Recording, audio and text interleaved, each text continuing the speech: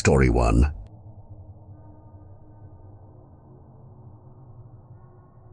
Brora leaned deeply over the balcony wall, taking a slap of wet wind to her face. She held tightly to the rail and wondered what it would feel like to uncurl her fingers and let herself fly into the night. A moment of exultation, of freedom. And then, the palace courtyard, 2 stories below, was paved with rough-cut flagstone. Some weeks earlier, a guardsman, suspected of treachery against the Earl, had been dangled over the East Tower parapet, then deliberately dropped, legs first. He hadn't died, had been sent in agony by rough mule cart back to his co-conspirators in Stromness. Brora knew the balcony wasn't high enough to kill her, but it surely was high enough to kill the poison that grew in her womb. She didn't know if it was Lord Patrick's bastard or his father the Earl's. She knew only that she wished it dead. Wrapped in a linen pulled from Lord Patrick's bed, she stood out to let the rain wash her, to let the wet wind paste the shroud against her skin. The cold hardly felt in the blackness of night and mood. Her thoughts were of the dagger in her hand, freshly honed, and how easily it would slice into the sotted neck of the man asleep in the room behind her. She didn't fear the fountain of blood that would come. She feared the gods who would condemn her to hell for murder. It was Lord Patrick who deserved the eternal fire. Why should she be punished for sending him to his rightful place? None of this life was her fault. Not the servitude she'd been forced into, sent when she was just 7 to work in the palace of Lord Robert Stewart, Earl of Orkney. Not growing into a body that made men leer and grab at her. Not her thick red hair that Lord Patrick liked to drool into, that the Earl liked to wrap around his fingers, that the Earl's spiteful wife liked to yank. Not the game of trading her back and forth between her tormentors, father and son. Not the thing that festered inside her. Not the weight of each day that broke her body and soul. The storm blew harder. Brora's feet on the wet stone began to numb. Her fingers began to slip. Her resolve sharpened. It had to be done. She could put the knife into Lord Patrick. She could put the knife into herself. She could do both. Or she could find another way to end her wretchedness. Nada. Earlier that day, the palace halls had echoed with the Earl's voice bellowing at his son. "This is your doing, Patrick, damn you! Send word to Barnbarrock that he needs to find that damned Zetland pirate and destroy that letter, or you and I will both be biding our time in the king's dungeon." There were few secrets in the Earl's palace. Everyone in Bearside knew he wanted to rule Orkney as sovereign. His previous attempts had already gotten him 4 years in prison at Linlithgow, saved from worse only because he was the bastard son of King James V. Another treasonous act could cost him his head. The servants smirked. The Earl had no sympathy from the townsfolk who knew him as a greedy and tyrannical ruler. His son Patrick Stewart, heir to the Orkney earldom, was more of the same and worse. After the uproar was over, Lord Patrick had stalked down to the scullery to grab Brora and drag her into the laundry room. "Stop your caterwauling, bitch!" He slapped her, clamped his hand over her mouth and pushed her down, and then came out the fury at his father. Brora had suffered it before, and he was too busy at his task to notice that young Reynold, delivering firewood to the kitchens, had come to investigate the noise. Brora didn't see the boy's shocked face when he first came into the room, but noticed his movements, then saw his disgust as he took up the laundry fork and lifted it above his head, pointed down at Lord Patrick's heaving back. "No," Brora cried. "Yes, you whore, tramp." Brora shook her head furiously at Reynold, then turned her head away from Lord Patrick's wet mouth. When she looked back, Reynold was gone. The Earl had departed after his tantrum for the castle at Kirkwall to meet with the King's Assembly. Lord Patrick commanded Brora to his bed that evening, had trays of food brought to the room and bottles of wine.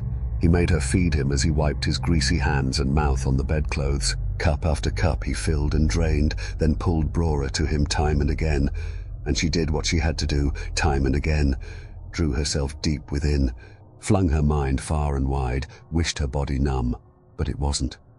The ordeal seemed finally done. Lord Patrick began to drift off, mumbling, and she was at last left alone and about to slip away when he started up suddenly, yelling and stumbling about the room. "The bastard has ordered me to send a message to Barnbarrock. Ha! I told him I would, and I'll tell him I did, but I won't. Do you want to know why? Because I don't have to ask Barney to find the damned letter. I know where it is. That feckin' pirate doesn't have it. I have it. That's right. I have the very letter that could lose the Earl his feckin' head if it gets into the wrong hands. I have it." He took up a bottle and staggered toward her, his blousy shirt hanging open to his pasty and bloated body, now close. His slavering red mouth sucked on the bottle, then he put it to Brora's lips. She gagged on the sour stink of his saliva. Why? He became pathetic and weepy-eyed. Why is he revered just for the title of Earl? I'm cleverer than he. You see that, do you not? Aye, my lord. You'll be a much better Earl when your time ever comes. Brora spoke deliberately. She knew this was a sore spot, and it made him roar. You're damn right I will. She took pleasure in the pain of his insecurity. But his spies are everywhere, my lord. I saw Ulva cleaning in here today, poking her nose into your chests. Lord Patrick drained his bottle and threw it down. Why would she do that? Brora closed her eyes. He really was as dim as a mud toad. She'd heard others laugh about it, that he couldn't add numbers, couldn't even recite the Lord's Prayer. It seemed she was looking for something. Maybe the Earl told her to search your rooms. For what? She would have to lead him by the nose. I don't know, my lord. Have you hidden something the Earl might want? God's blood! The letter! He lunged for his jewel box, opened it and fiddled with the lid, then remembered, too late, that the servant girl was in the room. But when he looked up, Brora was gazing out the window.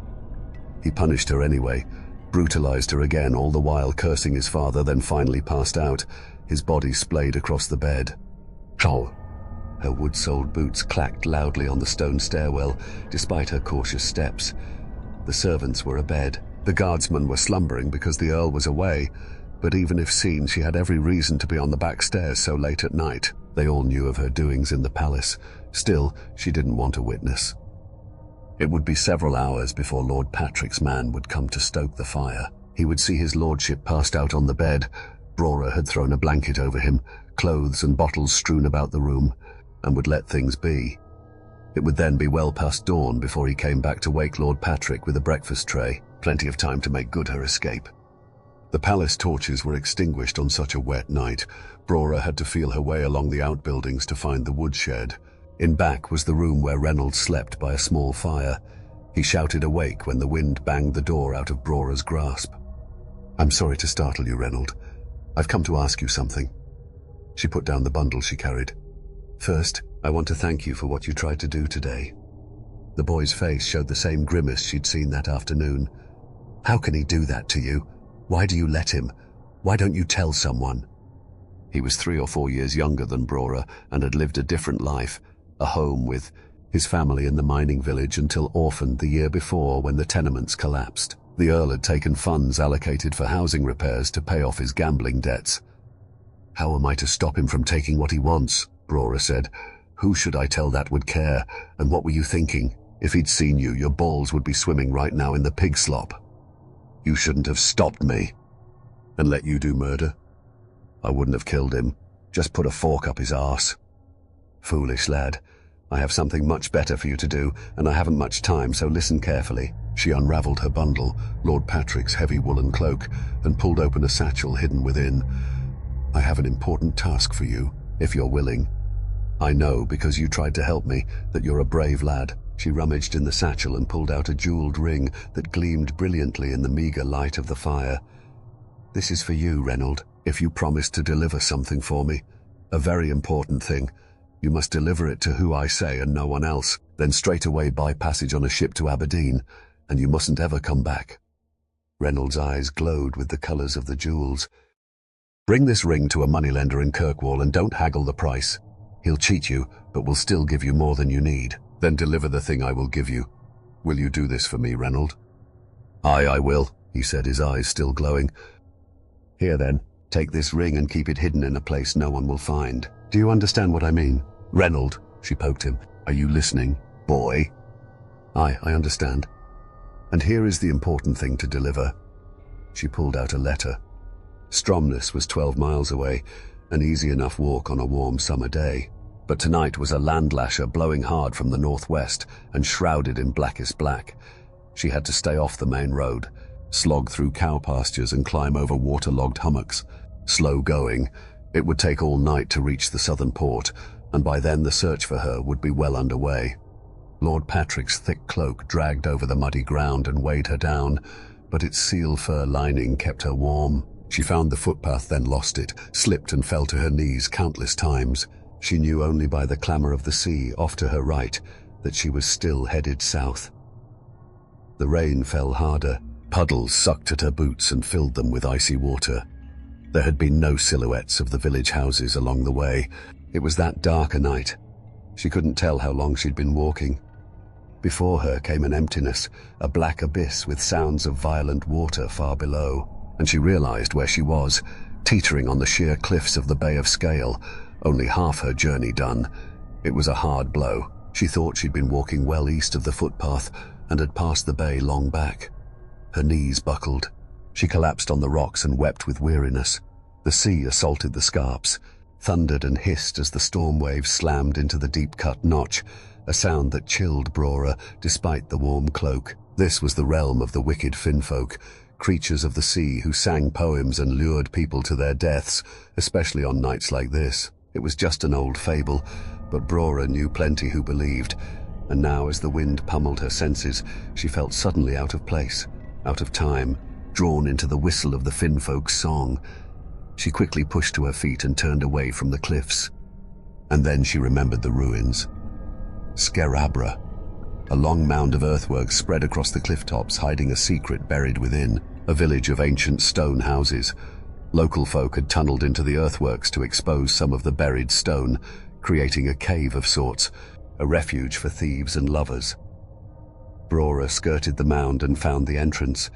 There could be trouble within, but she could hardly be in more trouble than she was now. Her dagger was tucked into her waistband. "Is anyone here?" Her voice echoed into the depths. There was only emptiness, so she stepped inside, pulled off her hood and listened. The wind behind her was muted. Just a few minutes' rest, she thought. The dark was complete, like blindness. The air felt thick. She heard small scratching sounds, movement of air. Was it the wind or something within? Who is there? Nothing or nobody willing. She stayed by the entrance, leaned against a stone wall. Here in this space, many thousands of years ago, people had lived and birthed and loved and died. They dug rocks from the ground to build their homes. They wore animal skins and used tools of wood and stone. They had no proper shoes, no linens, never tasted fine foods. Their lives were better than hers. But no more. Her gut ran cold with thoughts of what the coming day might bring, good or bad, or possibly the end of her. But she promised herself she would never go back. If they found her, if she saw them coming, she would pull the dagger across her throat. She would never go back. Her eyes closed for just a moment. The world dipped away, and her ears filled with wailing wind, faint song, ancient voices urging her on. She woke suddenly with the feeling that hours had passed. There was no way to know. It was still dark. She hurried on. The wind was calmer, but the rain continued, so she pulled the hood back up. How would she explain this fine cloak and why it was soaked through and muddy to the knees? She would have to roll it and wrap it in something, her petticoat, so it would resemble a bundle of laundry. And there would have to be a story, an urgent visit to a sick auntie in Thursa, perhaps. She hadn't killed Lord Patrick, but had let him sleep where he lay. She'd found the letter behind a false panel in the jewel box, and almost as an afterthought had dumped the contents of the box into a satchel that lay nearby. It was only later that she found, at the bottom of the satchel, Lord Patrick's fat coin purse. Brora didn't fear for Reynold. They would be looking for her, not him. He would walk to Marwick after his morning chores, then use the coin she'd given him for a coach to Kirkwall. There he would find a royal guardsman to complete his task and be safely on his way to Aberdeen by nightfall. "Pass on the letter and get away quickly," she'd told Reynold. "But if they hold you, just tell the truth. Name me if you must. It won't matter. By then I'll be gone or dead." She did fear for herself. There was danger ahead. The Earl's spies were everywhere in Stromness because the town was a nest of seditionists. But it was a busy port, and with a bit of luck she might find passage to Thursa that very day. Once across the Firth, she would be safe. The Earl of Caithness was a bitter enemy of the Orkney Stuarts. The rain finally abated, and a few stars appeared. She trudged on, keeping a steady pace. An hour more, and another, and there was light in the east, and Brora allowed herself to plan. She had coin, and she had wealth in the jewels folded into her undergarments. From Thursa she would take a coach to Inverness, then west for passage to Ireland. There she would seek sanctuary to spend her confinement and give the bastard away, and then she would truly be free. The landscape emerged from the gloom, a scattering of smoking houses that brought drafts of morning fires. Birdsong threaded from the dripping bushes. Brora considered what might soon happen, the triumph she'd feel on hearing news of the treasonous letter, of the Earl and Lord Patrick dragged by the King's Guard through the city streets and hanged at the Kirkwall gate. Her step quickened. The receding clouds, the bleed of daylight, revealed the wide sea ahead. There below was Stromness, its cobbled streets shiny wet, its upright buildings grey and stolid and steaming in the morning sun, and beyond the harbour and the docks, already active, cluttered with waiting ships. Story 2.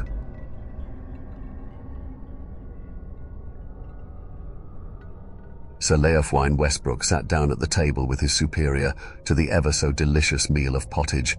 He wasn't too hungry. Nerves wrecked his stomach and he felt nauseous. It was a big day. Some might argue that this was the biggest day of his life. Last time he was so nervous was the day of his official knighting, the day he became one of the king's main soldiers, swore protect him and the kingdom with his life. But from this day, he was to become even more.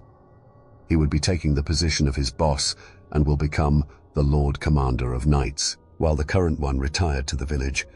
On this day, he would be given the responsibility of looking after the king directly, protecting the castle, everyone in there, and manage the army, a big one at last. Dost thou tremble, boy? Nay, Sir Kennard, I am not troubled. I am well content. This is a heavy burden, but I am certain thou art fit to bear it. Sir Leofwine nodded and took a first sip of his stew. He should eat his portion. All strength will be needed to carry the weight of the kingdom on his shoulders. After the meal, the two men put on their armors, adding their own cloaks as an accessory, which symbolized their rank, but also the importance of the ceremony they were about to attend. Sir Kennard had a dark purple cloak, one which only the Lord Commander of Knights could wear, while Sir Leofwine had a dark red cloak, one which every other royal nobleman had as well. All was about to change in Sir Leofwine's life, including the colour of the cloak he was to wear. Suited up in their armours, the two knights headed for the grand hall in the castle, where the ceremony was to be held. On the servants' queue, they entered the hall, where the inside was wealthily decorated. Each side of the room had 6 thick columns, from which hanged banners with the kingdom's crest, 2 eagles facing each other with a cross in between them. Between each column, there were windows tall to the ceiling, letting in bright streaks of sunlight, which made the room seem blessed from the heavens. Sir Leofwine took it as a sign from God that he was the right man at the right position. Sir Kennard asked him if he was nervous. Of course he was. There is a huge responsibility coming his way, and even though he was trained for this day for years, he was still nervous. The last thing he should be doing, though, is show it. As the most important and trusted knight, he shall show no fear, nor stress, nor doubt. Sir Leofwine looked at the soldiers in their armours standing in attention, lined up next to each other in a path that led to the king and his throne. Other guests of honour were standing on both sides of the room, completely silent, their eyes locked on him. There were 2 long tables full of incredibly looking food on each side as well, a big feast to celebrate the occasion. Sir Leofwine never got the pleasure to eat with the king, and it made him excited to be able to try the meat and spices. The 2 knights slowly walked on the purple carpet, their armours clinking in the silence of the room, until they reached the throne. The king was old, with his long, grey and tidy beard, narrow eyes that seemed to have gotten smaller with age, wrinkles all over his light-skinned face. He was short, with a big belly, dressed in his celebratory gown. His face remained serious as the men approached and bowed to him. With a subtle nod he allowed them to stand up. Sir Leofwine of Westbrook, thou hast come unto me with thy heart laid bare to swear thine allegiance and devotion to the kingdom. Thou art about to be sworn to the highest rank in the army, to stand beside me in all matters. What I command, thou must obey. This is the final hour for thee to turn back, should thy heart waver. The king's low and loud voice has echoed through the hall's walls like a thunderstorm. My king, I wouldst never waver in mine resolve. I long to serve thee until I can no longer stand nor speak. Very well. the king said and stood up, a cue for Sir Leofwine to kneel, which he did immediately, with his head bowed to his chin. A heavy steel sword was placed on his shoulder, but the knight did not move or squirm from the weight. "Dost thou swear, by thy sword and by thy blood, to protect the kingdom of Azamin, defend its honor, and serve me and the realm with unwavering loyalty, steadfast commitment, and undying devotion until the very end of thy days?" "I swear by my sword and my blood to uphold the honor of the kingdom and fulfill my duties as Lord Commander to my last breath." He put out his hands, with the sword still on his shoulder, for Sir Kennard to place neatly folded purple cloak, the same one he wore as he walked into the hall. A moment later, the red one was taken off him and put away to the side. "I, King Edmund III, do hereby declare thee Sir Leofwine of Westbrook as Lord Commander of the Knights of Azamin. Take this title and bear it with honor and courage." The celebrations lasted until early morning. There was music, tables full of food, wine and beer. People were congratulating the newly appointed head of the army, and Sir Leofwine never felt happier and more content. The highest honor of his life, anyone's life. His mother would have been so proud. He went to bed earlier than the people celebrating. Since he had a long day ahead of him the next day, he wanted to be rested. As Sir Leofwine walked into the king's war chamber, he bowed and was put at ease by his superior. "Sir Commander, well met. This day, we shall speak of our next course of action to bring under our rule the village just beyond our kingdom's borders. It is of great import to us, for this village holds vast lands most fertile for harvest. Their toil may yet be turned to the betterment of our realm." "Aye, my liege. I bid thee devise a means to bring the village under our rule without stirring unrest among its people." The king picked up his glass of wine and took a healthy big sip. Wincing slightly from the dryness of it, he put it down and nodded at his servant to have it refilled immediately. "But ere we set forth, I must reveal with thee the plan for the cleansing of the kingdom." "Cleansing of the kingdom, my lord?" Sir Leofwine asked with a surprised tone. "Aye, thou seest our kingdom is overrun with wretched thieves and faithless sinners. We must purge these lands of their filth if we are to expand and prosper with only the worthy. To that end, I have devised a means most certain, a cleansing by poison cast into the wells and rivers, to rid us of the unworthy in one swift stroke. And once the land is made pure, we shall take children from beyond our borders, spirited away in silence during our travels, and raise them as our own, shaping them from their first breath to serve our kingdom as it should be." The longer the king was talking, the heavier Sir Leofwine felt on his stomach. Poison the whole kingdom as a punishment to thieves and sinners? Not everyone is one. There are some faithful and loyal people living in their villages. It would be a huge mistake to do that to king's people. But he was not at liberty to argue. Just the night before, he swore a complete loyalty to his king, and now he needs to follow the path he has been laid out with. As surprised as he felt, a disappointment came over his heart. He has always seen the head of the kingdom as a strong and intelligent man, someone in whose best interest were people that served him. This man standing there was not the same. The monarch took another sip of his wine, narrowing his eyes slightly and leaning on the desk to keep his balance. "I charge thee to set in order the cleansing and present unto me thy plan of action." "Aye, my liege." These words were difficult for Sir Commander to say, as the last thing he wanted to do is organize a genocide against his people, some of whom he grew up with when he was a wee boy, from a poor family. "Thou art dismissed, and see to it that the servants prepare a fresh flask of wine in my chambers." As Sir Leofwine walked through the empty and cold halls, his footsteps echoing annoyingly, his heart was pumping with worry. On his first day, he was tasked with such a horrible thing to do, something he would hate himself forever for, killing innocent people at the word of his king. As soon as he knelt by his wooden bed, his hands tied together, his head thrown forward, he cried, "O Lord above, what course am I to take? I cannot bring myself to commit this grievous deed. I cannot slay so many innocent souls. Yet my liege hath spoken, and my oath binds me to his will. I have sworn fealty, sworn to be ever loyal. But how can I honor my vow and still keep mine own soul unstained? What am I to do?" But God stayed silent, seemingly uninterested in Sir's gut-wrenching nerves. Leofwine cried again, terrified of what he has to do.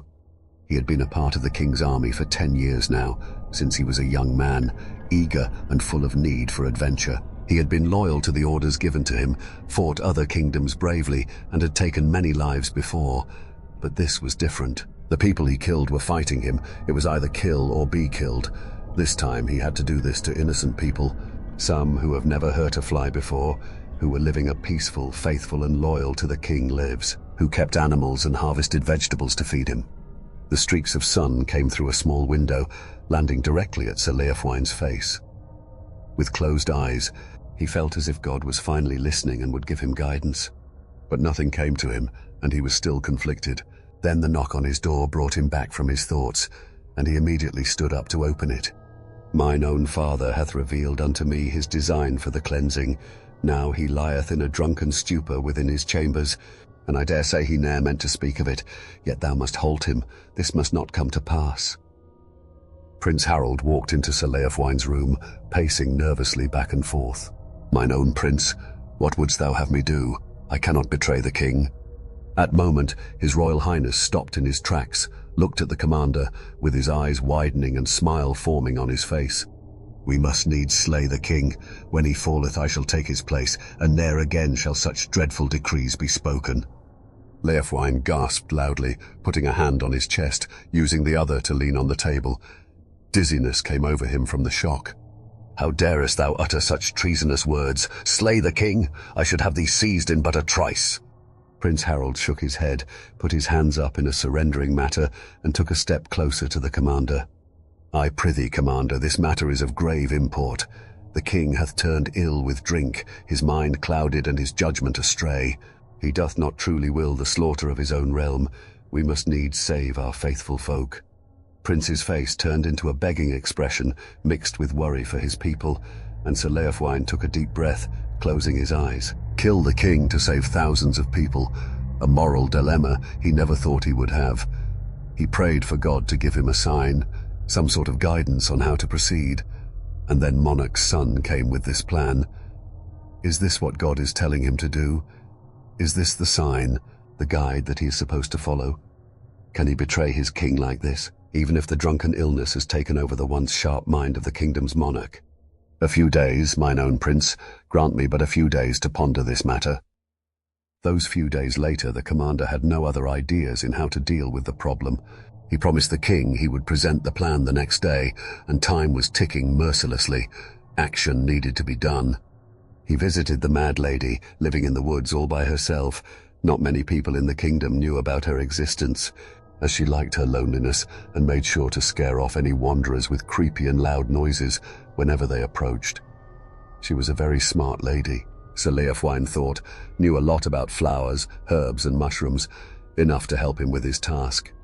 After purchasing a poisonous herb with no scent or taste, he left back to the castle. His heart heavy with guilt, his mind dizzy with nerves, and his pocket heavy with the importance of the weapon he was carrying. Every time someone stopped him on his way back to chat, he would snap back at them that he is now busy, has important matters to attend to, and walk off. This is what Sir Kennard used to do for the duration of his service, and now Sir Leofwin needed to uphold. He collected the wine from the servants and put the poison in the glass, his hands trembling, heart pumping in his chest. He immediately felt more guilt wash over his body. Is this the right thing to do? Before he changed his mind, Commander walked into the war chamber, bowed to his king, and offered him the wine. Happier than ever, the monarch took the glass and emptied it with a few big gulps. He then rang for the servants and asked for a refill. "Speak to me of the plan, Commander." Story 3.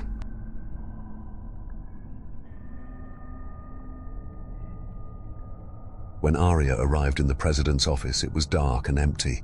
The moonlight cast long shadows, giving the place a slightly eerie feel. Bookshelves filled with files and clutter lined the walls, making the urge to snoop almost overwhelming.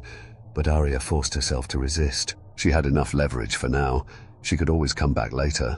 As Arya had known she would, the president herself arrived just 10 minutes later, followed by a rather frenzied-looking assistant who could barely see over the stack of folders and files in her arms. Emilia Brooks was looking over her shoulder as she entered the room, so it was a moment before she realized Arya was there. The little scream she let out when she noticed that her office was not empty caused the assistant to drop the files. "Good evening, Madam President," Arya said, making an effort to smile.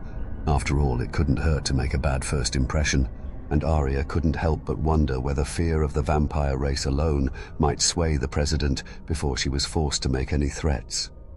The assistant turned to run for help, but Arya, using the speed gifted to her upon her rebirth, blocked the way.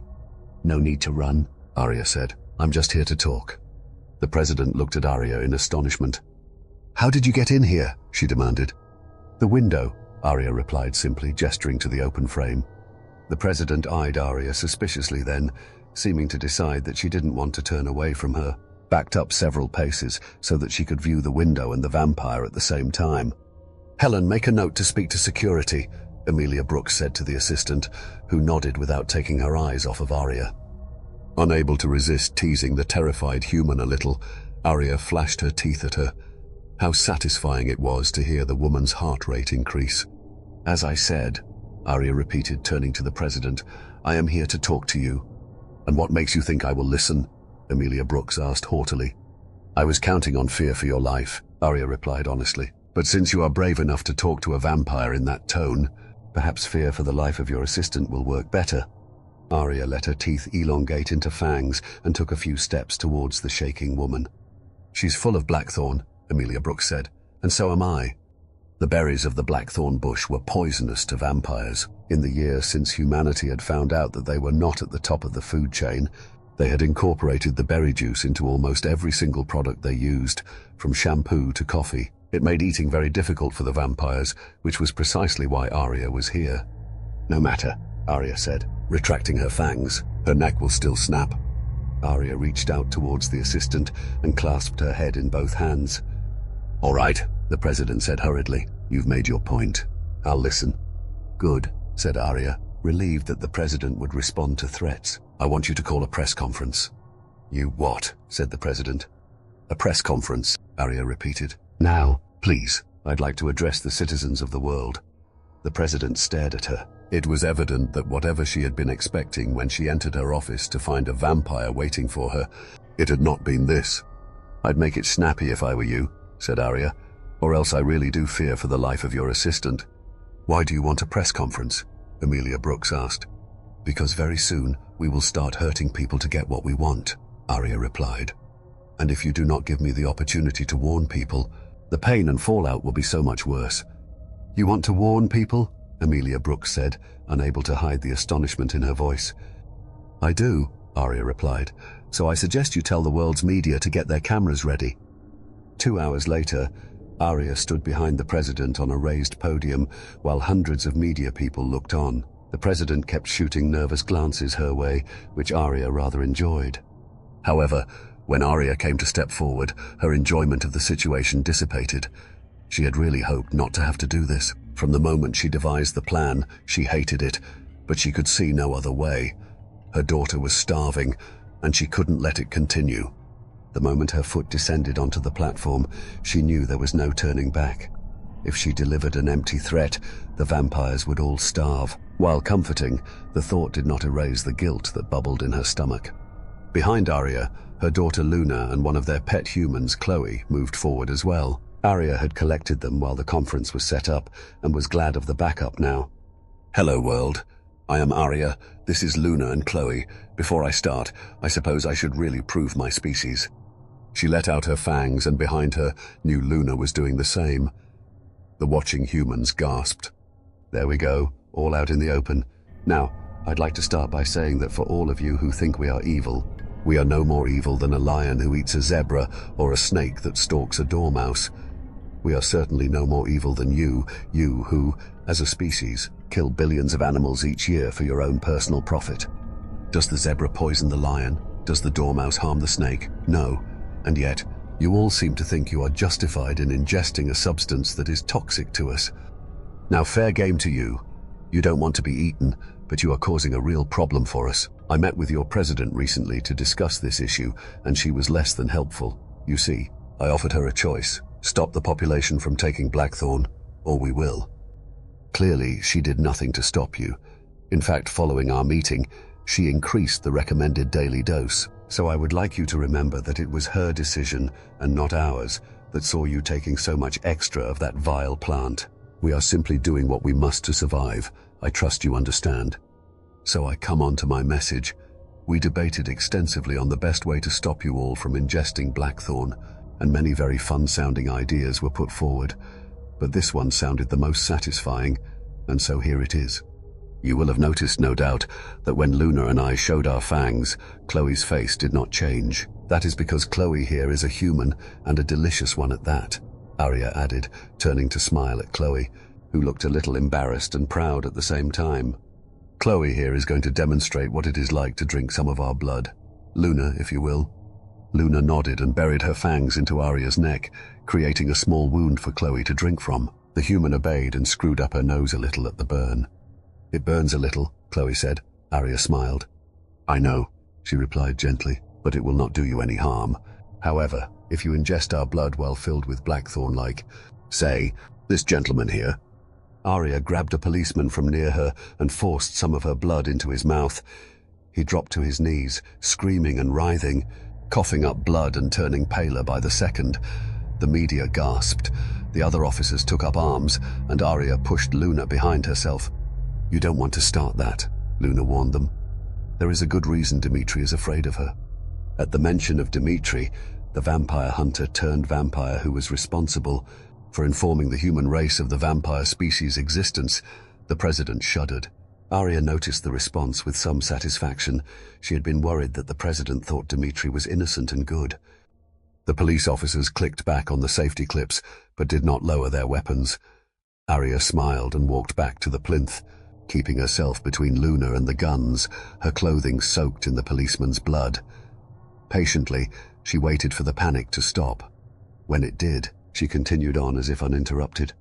Now, as fun as it is to watch police officers die like that, the police are not our targets. In fact, no one in this room is in any danger, so long as they heed my warning.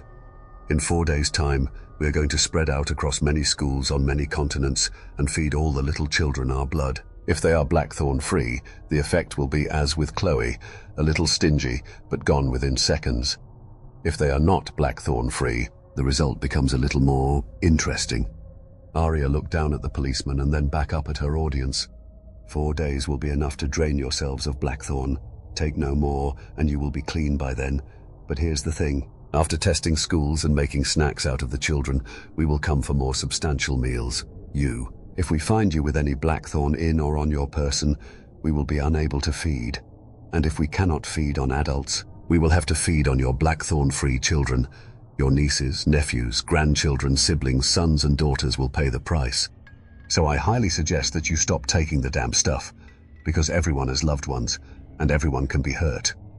Arya returned to the White House a week later, Luna by her side. She had been one of the lucky vampires during what they were now calling the Purge, only coming across one child whose parents had not heeded the warning. Even still, the fear in that child haunted Arya, and she had taken pity and snapped his neck rather than put him through the painful death that would have occurred if he had been fed vampire blood. Luna had refused to take part in the Purge at all, but no human was to know that. They had to believe that the vampires were merciless. The president was alone in her office, looking over files when they arrived. Arya kissed Luna's forehead and cracked open the window, bursting the bolt that had been added after her last visit. Emilia Brooks looked up at the sound. "Don't scream," Arya said, "and don't press that panic button." Arya had learned on a scouting mission the day before that the president had installed a panic button behind her desk in case Arya visited again. Emilia Brooks's hand retreated from beneath her desk. "Dimitri won't come in here," Arya told her. "We've soaked the door in blackthorn-infused water." Luna had indeed used the moments of Arya's entrance to squirt water from a bottle over the door, and she came now to stand at Arya's side, smiling softly at the president. "But you don't want him to," Arya continued, noting the slight release of tension in the president's shoulders. "What has happened, Madam President? Has he finally shown his true colors? I told you he was bad news." "Well, you're not exactly good news," Emilia Brooks retaliated. Luna snorted. "Touché," Arya said, "but then I never tried to hide that." "What do you want?" Emilia Brooks asked. "Blood," Arya replied, unable to resist messing with the human when she made it so damn easy. The president gasped and clasped her throat. Arya laughed. "Oh, relax, I was only joking," Arya said. "Sort of. I came here to talk." The president looked wary but relaxed her hand from her throat.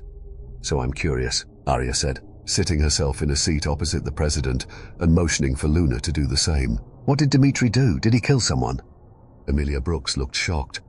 "He is not that bad," she said stubbornly. "Really?" Arya asked. "Then why are you so scared of him? If he is the innocent victim trying to help humanity break free of the terrible plague that is vampirism, then why do you shudder at the mention of his name?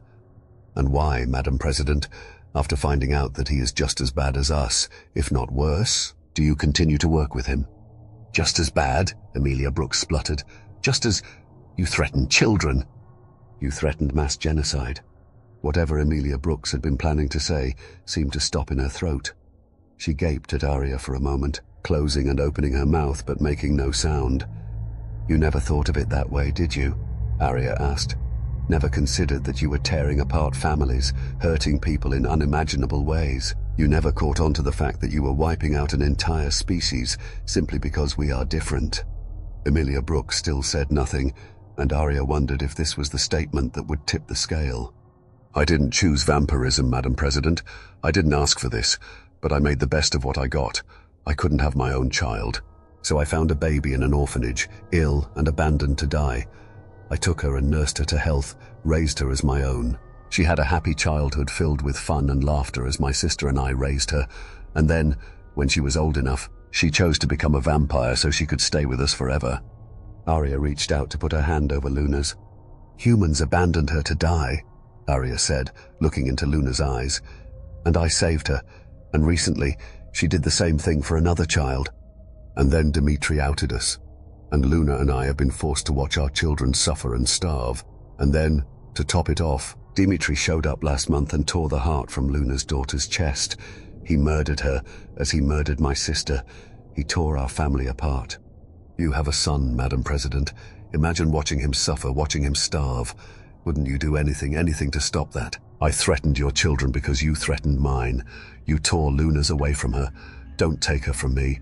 Please, I'm begging you, mother to mother, stop this war." Emilia Brooks had listened to Arya's plea in silence, tears forming in her eyes. "I'm sorry," the president said. "I'm so sorry, but it's too late. The war has already become too prominent. To stop it now would be near enough impossible." Arya looked at Luna, making no attempt to hide the fear that was filling her at the thought of losing her daughter. "I'm sorry," Emilia Brooks repeated. "This war is going to end you too, you know," Arya said softly. "Without us to keep your population under control, you will overpopulate, run out of food, and suffer the same fate we currently face." Emilia Brooks closed her eyes, then flung them back open, apparently remembering she was in a locked room with 2 vampires. "There's nothing I can do," she said. Arya nodded. "I'm just sorry you let this happen," she said, rising to her feet and motioning Luna to do the same. "Good luck, Madam President. I hope I am wrong about how this will end." And without another word, Arya left the president's office and prepared to face whatever came next in the war. Story 4.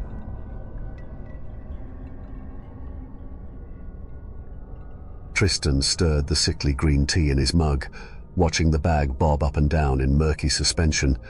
He took a sip, cringed, and grunted in disgust. Far from being satisfying, he thought it tasted like wet grass and regret. He sighed and left the break room, entering the office corridor and pressing the elevator button with the same tired resignation he'd applied to his 3rd cup that morning. The mirrored elevator doors reflected a man worn thin, tired eyes, and a mouth set in a permanent downturn. He tried not to look at the strands of premature grey creeping over his ears. He took another sip of his matcha, forcing himself to swallow, trying not to think of how closely the drink resembled something he once scraped off the wheels of his lawnmower. Sighing heavily, Tristan glanced at his watch. He'd had back-to-back meetings all morning and hadn't felt needed for any of them, having so far only sat silently, taking notes and nodding as higher-ups talked in circles for an hour, while ultimately saying nothing. Just a few more years, he reminded himself for the millionth time. A few more years proving yourself, then you'll be promoted to manager, then director, then you'll have made it. He took another sip of matcha and grimaced, struggling between forcing himself to swallow or spitting it out. It was a few moments before he noticed the old man who had come to stand beside him, waiting for the elevator. The old man looked sideways at Tristan and grinned. "Just switch to tea, eh?" Tristan forced himself to finally swallow and nodded. Yeah."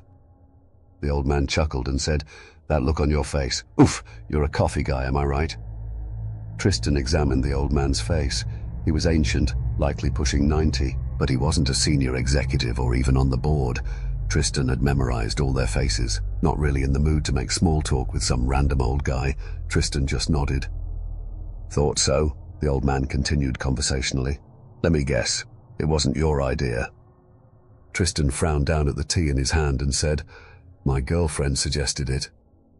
"Ah, another young pup just doing as he's told," the old man chuckled again. "It's a shame you don't know how to think for yourself." Tristan bristled slightly at the remark, but didn't want to cause a scene at work by telling this guy off, so he forced himself to remain silent by drinking more matcha. The old man looked sideways at him and shook his head in disappointment. "Nothing? Pity. I hoped you had more spine than that." Tristan turned to face the man, his brows pressing together as he clenched a fist. "What's your problem?" Tristan demanded angrily. The old man laughed. "That's more like it.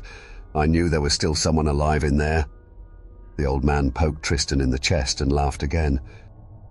Tristan sneered and turned back to the elevator, wondering just what the hell was taking the damn thing so long. "You'll be waiting a long time if you just stand here," the old man said. "Feel free to take the stairs," Tristan snapped. "I don't mean the elevator, kid," the old man said, suddenly serious. "Your goals, your dreams. I assume you have some. Let me tell you, no one ever got anywhere by just waiting. You got to find it yourself." "Yeah, well, no one's told me where else to look yet, so," Tristan replied coldly. "And you're just waiting to be told, eh? Want the world to just hand you everything you want? That's the problem with you kids. You think your dreams just come true on their own." Tristan exhaled sharply, having had enough of being lectured by a stranger of no importance. He opened his mouth, ready to tell the old guy exactly what he thought. Then something was pressed into his chest. A folded sheet of paper, bronzed by time.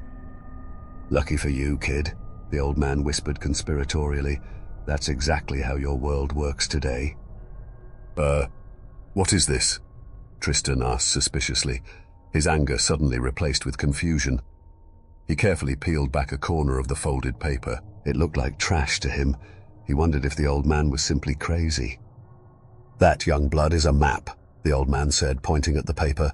"A map to a priceless reward. I can tell by looking at you that you're not where you want to be in life. You follow that map, and your life will be forever changed." "This is a joke, right?" Tristan asked. "You're giving me a treasure map. What is this, Uncharted?" "It's okay, young blood," the old man grinned. "I didn't believe at first either when a stranger handed me that thing. Took me 37 years to take it seriously. Wasted a lot of time. But if I knew then what I know now, I wouldn't have hesitated for a second." The intense sincerity with which the man spoke made Tristan uneasy, but at the same time he had felt a rush of excitement course through him. Even if the man was crazy, this was the most interesting thing that had ever happened to him, so why not play along? "Okay then," Tristan began, slowly unfolding the supposed map, deciding to humor the man for now. "What's this reward, and why didn't you take it yourself?" "No, boy, I did take it," the old man insisted. "Everyone gets their own reward. That map you're holding will guide you to a place that exists on no other map. From there, it will show you the way through the maze." "Maze?" Tristan repeated, still not sure if he should be taking this seriously or not.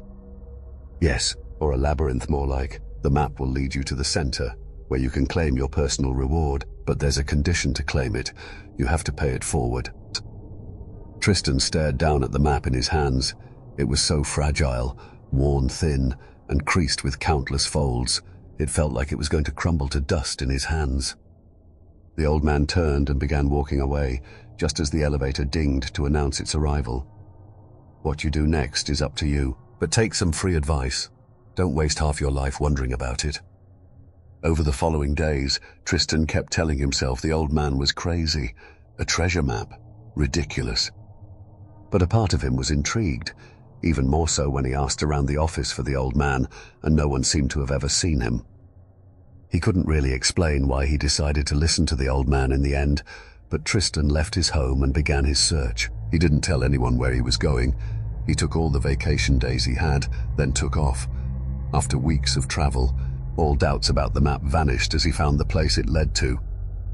Tristan stood in a forgotten valley as the sun began to fall behind the horizon, looking in awe at the towering dark walls before him. They stretched infinitely to the left and right of where he stood, fading into the dwindling light in the distance and even stretching into the darkening sky. An archway towered over Tristan, a gaping mouth that marked the entrance to this place. Tristan almost expected lightning to split the sky. How could this monolith go undiscovered? Who had built it and why? These questions and countless more swirled around Tristan's mind like a hurricane, but they didn't matter. Not when he was this close. He had doubted that this whole adventure would lead to anything, but there was no denying it now. Tristan turned the map over in his hands, searching the back and the corners for what to do next, but there was nothing. The old man had told him the map would also guide him to the center of the labyrinth, but Tristan saw nothing that would help him the rest of the way. "Find me," a voice suddenly whispered in the wind. Tristan jumped so much he nearly tore the map in half. He turned on the spot and searched for whoever had spoken, but he was in an empty field. There wasn't another person in sight. "Find me," the voice whispered again, more urgently this time. Tristan turned again as he realized where the voice was coming from. It was speaking from within the labyrinth, a voice born on the wind that breathed out of the labyrinth's depths. Swallowing his nerves, Tristan took a hesitant step into the labyrinth. The world exhaled. Everything fell silent. Glancing over his shoulder, Tristan's face paled in an instant. The massive archway he had just stepped through had vanished. Instead, he was staring at a section of wall made of flat, dark stones that towered overhead, disappearing into the sky. Tristan stumbled forward and pressed his hand against the wall, pressing hard and breathing fast. "No, no, no, no," Tristan muttered in a panic as he felt all around the wall, looking for a way to get back out, but to no avail. After a few minutes of fruitless efforts, Tristan sat down in the dirt with his back against the wall, wondering what he should do now. He took several slow, deep breaths and managed to ease his sense of panic. As he calmed down, he began to examine the area around him. There were 3 paths, leading left, right, and directly ahead of him. Each one stretched into shadows. Tristan looked down at the useless map in his hands. To his shock, the map had changed. The instructions that had been there, that had led him to the labyrinth's entrance, had gone. Now there was a detailed drawing of the labyrinth itself. As Tristan watched, he saw that the illustration was still growing, the black lines spreading as though sketched by numerous invisible hands. As Tristan watched in awe, the black ink filled the page until the full labyrinth was drawn out, an intricate spider's web with a large empty square at its center. "Find me," the voice whispered once more. It sounded familiar, but he couldn't place it. Tristan swallowed hard as he tried to wrap his head around what was happening, then nodded once as if he just convinced himself to continue. The map clearly marked the center of the labyrinth, and Tristan noticed tiny dots following the path to his left. Without another moment of hesitation, Tristan turned and followed the directions, moving quickly but cautiously into the hidden depths. As Tristan followed the map's instructions, he heard the grinding of stones frequently and could swear that whenever he looked at the map, it had changed slightly. There was no way of knowing what the other halls contained, but he could hear things, lurking in darkness, stomping and slithering out of sight. He was certain they could hear him too, maybe even smell him. He didn't want to think about what would happen if he wandered down the wrong path. There came a point, after hours of wandering, where Tristan's path split into 2 corridors. The map clearly told him to go right, but Tristan felt a strong pull to go left instead. He had no idea what was down that path. He had no reason to veer off the safe route and pursue whatever was down that way, but the desire was almost overwhelming. He took a single step to the left, staring wistfully into the darkness. "There's something incredible down there," he thought. Whatever strange force was calling to him felt as familiar as going home after a long time away. It called to him, not in words, but in a way he could feel, like a thought he didn't remember having, a memory he'd never lived, but it was as dark as any other path, and utterly, deathly, silent. Despite this, Tristan could almost swear the air felt warmer down that path. Tristan took another step forward, dreaming of what wonders might be that way. "Find me," the voice whispered again, louder. Tristan snapped out of his dreamlike state. He turned and hurried along the path the map told him to go, already forgetting about the alluring alternative route that had called to him. Tristan lost track of how long he had been walking, though it felt like days. He rounded another bend and saw the infinitely large hall widen, revealing a bright silver light. Tristan gasped slightly as he realized this was the center of the labyrinth. He'd made it. Stumbling forward, Tristan fell to his knees on the grass before a raised platform that marked the center of the maze. Wiping the sweat from his eyes, Tristan glanced around, taking in his unremarkable surroundings. The only thing in the courtyard to see was the platform in front of him and the tall, shining object standing atop it. The light seemed to emanate from the object itself. It had an ornate frame made of silver, which twinkled enticingly. The frame held a simple, full-length mirror. Tristan stared up at the mirror with growing confusion. Was this it? This was the prize? "Find me," the voice whispered again suddenly, this time with much more insistence. Tristan flinched at the sound, as it was louder than ever before, and it sounded as if it came from the mirror. This time, now he was so close, Tristan recognized the voice. It was his own, speaking out of the mirror with urgency. The hairs on his arms and the back of his neck stood on end, as Tristan stared with wide eyes at the mirror. The surface seemed to shimmer like a small pond, reflecting the light of a full moon. Tristan slowly moved closer, unblinking as he climbed onto the stone platform and stepped in front of the mirror. When he looked at his reflection, Tristan gasped. Where his reflection should have been, there was instead a strange yet familiar face. The old man from the office, who had encouraged Tristan on this adventure, stood in the mirror, looking out at Tristan with a hard and hungry gaze. "Hey, young blood, you found me," the old man said with a grin. He spoke with Tristan's voice. "What? How?" Tristan stammered. "What's happening?" Tristan suddenly felt an ice-cold sensation grip his chest. He gasped from the shock of it and clutched a hand to his heart as he stumbled, almost falling to his knees. Glancing up, he saw the old man in the mirror begin to change. His white hair began to fill with color, becoming light brown and thick. The wrinkles on his face began to fade and his skin became smooth. Tristan looked down at his hands and his breath caught in his throat. His skin was shriveling before his eyes, the color draining fast, his fingers curling like brittle twigs. His veins pressed against thin and papery skin, his hands weak and trembling. "Help!" Tristan croaked, looking up at the old man in the mirror. But the old man didn't look old anymore. As Tristan stared, finally falling to his knees as his legs suddenly became too frail, he saw that the old man had become more youthful in only moments, becoming decades younger. What truly horrified Tristan, though, was the old man's new, youthful face. It was his own. Tristan reached up and touched his face with trembling fingers. He felt his cheeks had hollowed out, and the skin around his neck and jawline seemed to hang loose from his bones. "Sorry, young blood," the man in the mirror said with Tristan's voice, now wearing Tristan's face. "You should have looked for yourself. The road not taken, am I right?" Tristan felt a sudden invisible force begin to pull him towards the mirror. He screamed and clawed at the stone platform beneath him, trying desperately to find something to grab hold of. Tristan felt himself being dragged towards the mirror, and he screamed even louder, his eyes bulging out of his suddenly ancient face. He tried to crawl away, but the invisible force was too strong and his now aged body too weak. Looking back, Tristan stared in horror as his feet touched the mirror, but instead of hitting glass, they simply vanished inside, as if he had sunk his feet into a dark ocean. Screaming even louder, Tristan thrashed and tried to pull himself free. He desperately tried to grab hold of something. He dug his fingers into any crack in the stones he could find. His fingernails snapped off as he was dragged with irresistible force, leaving thin trails of blood on the stone as he continued to claw for help. The man in the mirror, who now looked exactly like Tristan had, watched as Tristan slowly sank into the mirror. Tristan screamed the whole while, thrashing and clawing at the ground, as first he sank into the mirror up to his knees, then his waist.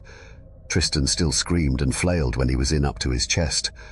Finally, the screaming stopped as Tristan's head vanished into the mirror, though one hand still protruded through the mirror, bloody and frail, searching wildly for something to grab onto until even that had gone.